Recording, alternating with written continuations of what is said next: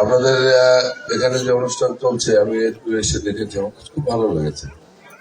আপনাদের এই ভালো লাগার জায়গাটা আমি বন্ধ করে কথা বলার মানে আগ্রহ হারিয়ে ফেলেছিলাম। কিন্তু আসলে আমরা আগামী 12 তারিখে একটা নির্বাচনের মধ্যে আছি।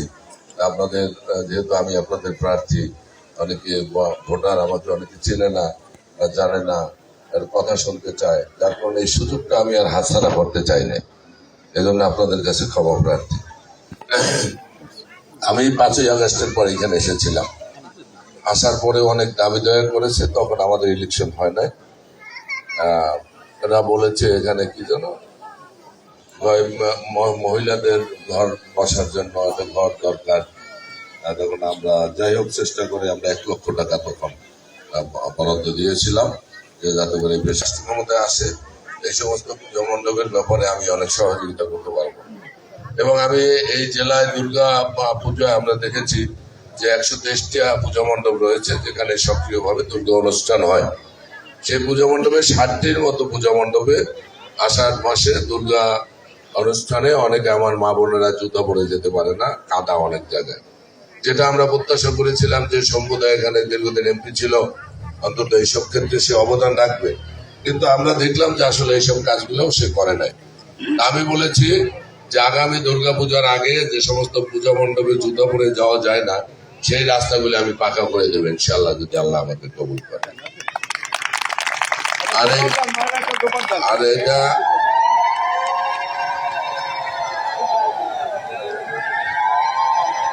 আর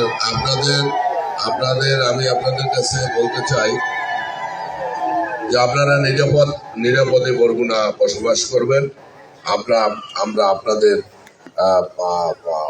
মানে প্রতিবেশী হিসাবে, ভাই হিসাবে, বন্ধু হিসাবে বা রাজনৈতিক কর্মী হিসাবে আপনাদের যতটুকু নিরাপত্তা দেওয়া দরকার সেটা আমরা আপনাদের সর্বরকম নিরাপত্তা দেব। যে নিরাপত্তা বা যতটুকু ভালো আপনারা আওয়ামী লীগের সময় ছিলেন না, বরগুনা তার থেকে আমরা আপনাদের বেশি ভালো রাখার চেষ্টা করব।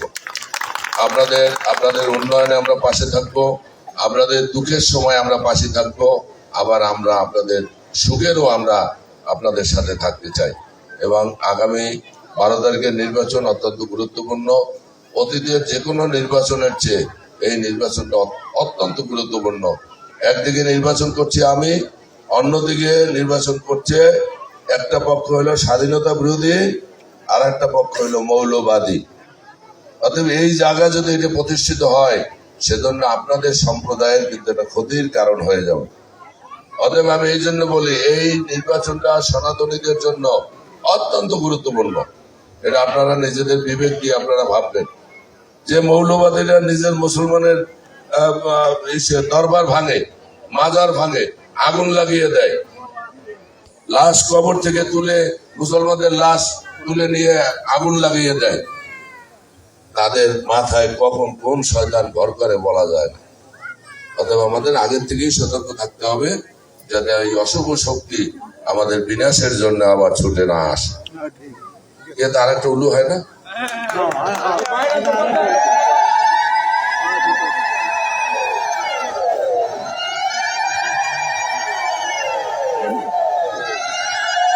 এবং আপনারা সবাই ভোট কেন্দ্রে যাবেন।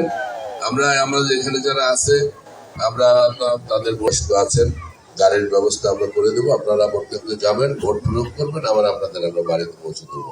এবং আমি আশা করি আপনাদের সকল ভোট যাতে উপস্থিত হয়। এবং আমি যে কথাগুলো বললাম, এই মণ্ডপ উন্নয়নের জন্য আমরা অবদান রাখবো, যেটা আপনারা চিন্তাই করতে পারেন না, যেটা বিগত দিনে হয় নাই। আমি আগেও করেছি শুধু অদা দেওয়ার জন্য। আমি এমপিও না, আমি তখন সভাপতিও না, দলও ক্ষমতায় না, তারপরও ভরসা করে বলেছি যে আমি আসছি যখন আপনাদের কিছু দিব, এখানে বলেছি আমি ব্যবস্থা করে দিয়েছি। 1 লক্ষ টাকা এখানে যেভাবে দিয়ে আমরা করেছি। আমি যদি এমপি হই, এখানে অনেক কিছু আপনাদের করে দিতে পারবো, আমি আপনাদেরকে বললাম। এবং আপনাদের আর ধৈর্য যদি দেখাবো না।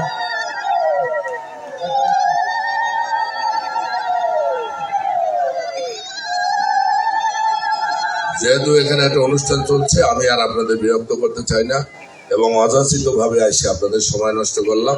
আমি এজন্য আপনাদের সকলের কাছে করবেন, আল্লাহ যেন সুস্থভাবে মানুষের সেবা করার সুযোগ দেয়। সকলকে ধন্যবাদ।